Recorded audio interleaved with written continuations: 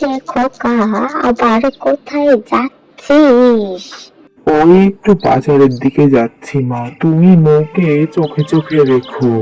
এই সব সময় মুখে চোখে চোখে রেখো, চোখে চোখে রেখো বলতে থাকিস বলতো? তুই পাহারা দে বাড়ি বসে, আমি তোর বউকেও তো পাহারা টাহারা দিতে পারবো না, আমার বাপু অনেক কাজ থাকে।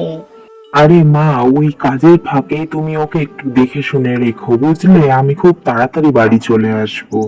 আমি পারবো না বাপু, তোমার অত দরকার হয়তো তুমি বাড়িতে থেকেই তোমার বউয়ের দেখাশোনা করো, না হলে একটা ঝি চাকর রাখো।